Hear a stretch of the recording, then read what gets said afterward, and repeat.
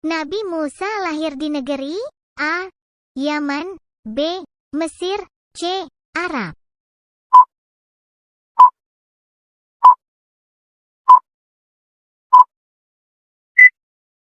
Jawabannya B. Mesir.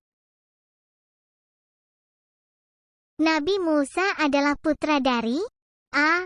Abdullah, B. Fir'aun, C. Imran.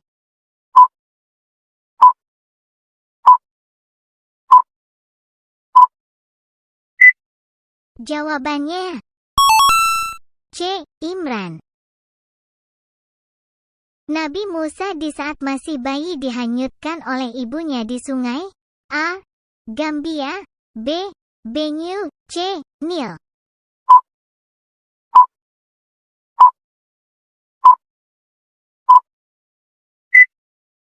Jawabannya C. Nil. Nabi Musa menikah dengan putri dari Nabi A. Ayub, B. Suaib, C. Harun.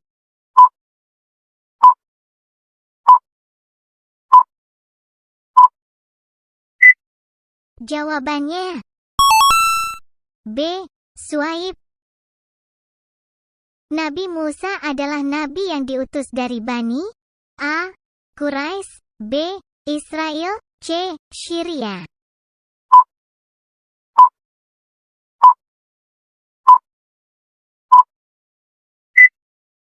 Jawabannya B. Israel. Nabi Musa pertama kali menerima wahyu dari Allah di A. Bukit Sinai, B. Jabal Rahmah, C. Jabal Nur.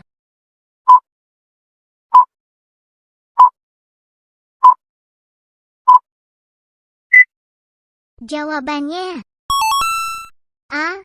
Bukit Sinai. Tongkat Nabi Musa bisa berubah menjadi A. Burung, B. Ayam, C. Ular.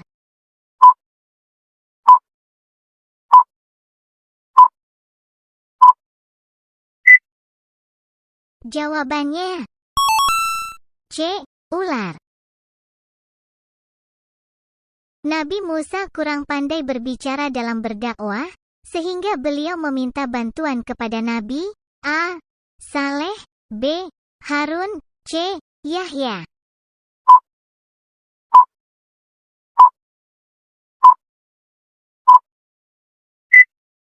Jawabannya B. Harun. Mukjizat yang diberikan kepada Nabi Musa saat dikejar oleh bala tentara Fir'aun adalah A. Membelah laut, B. Al-Quran, C. Menghidupkan orang mati.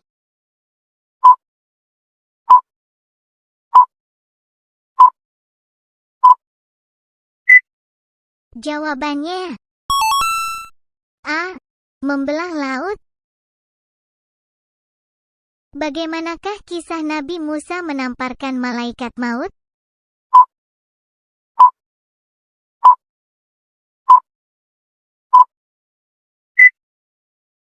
Nabi Musa alaihissalam diutus kepada kaum Bani Israel untuk menghentikan kekejaman Fir'aun. Kitab suci Taurat diturunkan di Bukit Tursina kepada Nabi Musa selama 40 hari. Banyak diriwayatkan memiliki fisik yang sangat kuat melebihi manusia pada umumnya. Bahkan pernah ada kisah Nabi Musa ini pernah meninju pemuda Mesir dan langsung mati seketika dengan sekali pukulan. Namun kekuatan fisik dari Nabi Musa ini tak hanya sampai di situ saja. Bahkan Nabiullah Musa pernah di satu kisah memukul malaikat maut yang hendak mencabut nyawanya. Sampai-sampai mata dari malaikat maut ini loncat. Saking kuatnya tenaga dari Nabi Musa ini.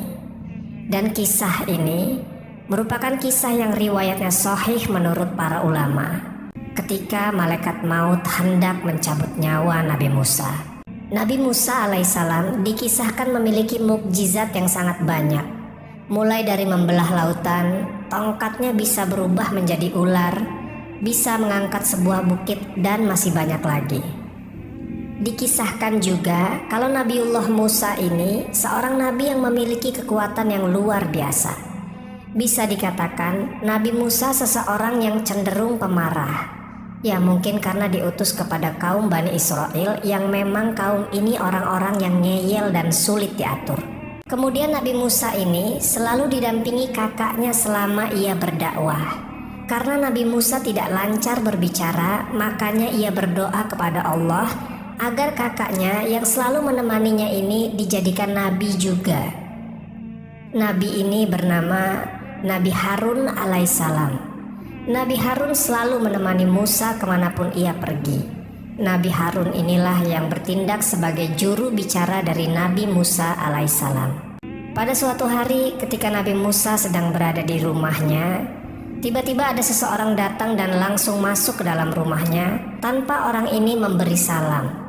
Tiba-tiba orang ini berkata kepada Musa, "Wahai Musa, aku akan mencabut nyawamu." Mendengar hal ini, kemudian Nabi Musa marah.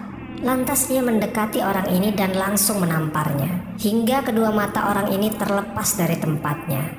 Begitu kuatnya tamparan dari tangan Nabi Musa ini menyebabkan orang ini tersungkur jatuh. Padahal Nabi Musa tidak mengetahui bahwasanya orang yang datang ini adalah malaikat maut yang merubah wujudnya menjadi seorang laki-laki. Karena Musa tidak tahu bahwa yang datang ini malaikat, dan laki-laki ini datang tanpa permisi, kemudian mengucapkan kalimat ancaman, maka langsung saja saat itu Musa memukul orang ini. Jika Nabi Musa tahu bahwa pria ini malaikat, pastilah ia tidak akan menamparnya. Kita kembali lagi ke cerita. Ketika pria ini menerima tamparan dari Musa, maka ia menemui Allah Subhanahu wa Ta'ala dan mengadukan akan hal ini. "Ya Rob, Engkau mengutusku kepada seseorang hamba yang enggan untuk mati." Kemudian Allah mengembalikan mata malaikat yang terlepas itu seperti sedia kala. Dan Allah Subhanahu wa Ta'ala berfirman, "Kembalilah engkau kepada Musa. Katakan padanya agar meletakkan satu telapak tangannya di punggung seekor lembu jantan. Maka untuk setiap bulu lembu yang tertutup telapak tangannya, satu helainya bernilai 1 tahun masa hidupnya." Kemudian malaikat ini kembali menemui Nabi Musa dan ia berkata bahwa ia adalah malaikat maut.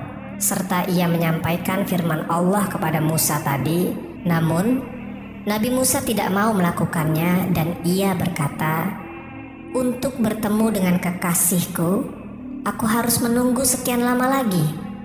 Aku tidak mau. Cabutlah nyawaku sekarang. Kerjakan tugasmu, wahai malaikat maut." Dan ketika itu malaikat maut menjalankan tugasnya untuk mencabut ruh dari Nabi Musa alaihissalam, diikuti dengan Nabi Harun alaihissalam. Kemudian di akhir hidupnya, Nabi Musa meminta satu permintaan kepada Allah. Dia ingin didekatkan dengan tanah suci, yaitu Baitul Maqdis di Syam, atau yang kita kenal sebagai Al-Quds Palestina. Allah Subhanahu wa Ta'ala pun memenuhi keinginan utusannya itu, yakni mendekatkan Nabi Musa ke Baitul Maqdis dengan jarak selemparan batu saja. Jasad Nabi Musa pun dimakamkan di daerah tersebut. Namun hingga kini tidak ada yang tahu persis lokasinya di mana. Mengapa malaikat bisa terluka ketika ditampar oleh manusia? Jawabannya adalah ketika malaikat sudah mengubah wujudnya menjadi manusia, maka hukum-hukum di dunia manusia akan terjadi juga padanya. Seperti kisah Isra-nya Nabi SAW dan malaikat Jibril berboncengan naik buruk dari Masjidil Haram ke Masjidil Aqsa. Dari sini saja sudah bisa dilihat buat apa Jibril ikut naik bersama Rasul di atas buruk? Padahal dia kan malaikat, bisa saja terbang dengan sekejap ke Masjidil Aqsa. Nah, karena pada saat itu malaikat Jibril mengubah wujudnya menjadi manusia, maka terjadi jugalah hukum-hukum dunia manusia kepada Jibril. Sebagaimana kita ketahui, tidak ada manusia yang bisa terbang. Al-Hafiz Ibnu Hajar menyebutkan beberapa bukti bahwa para nabi bisa saja tidak mengetahui malaikat yang datang kepadanya. Jadi para nabi tidak bisa mengetahui itu malaikat atau bukan ketika malaikat merubah bentuknya menjadi manusia. Sama seperti kisah Nabi Ibrahim dan Nabi Lut ketika bertemu malaikat dalam bentuk manusia. Dulu ada malaikat yang datang menemui Nabi Ibrahim dan Nabi Lut dalam rupa manusia. Nabi Ibrahim dan Lut awalnya tidak mengenalnya. Andai Nabi Ibrahim tahu bahwa dua orang itu adalah malaikat, tentu Nabi Ibrahim tidak akan menyuguhkan makanan untuk mereka. Dan andai Nabi Lut tahu bahwa itu adalah malaikat, tentu Nabi Lut tidak perlu mengkhawatirkan mereka dari kejahatan kaumnya. Intinya, kita wajib menerima kebenaran akan peristiwa ini. Wallahu a'lam bishawab. Jadi itulah kisah ketika malaikat maut hendak mencabut nyawa Nabi Musa. Semoga kisah ini bermanfaat. Lebih dan kurangnya mohon dimaafkan.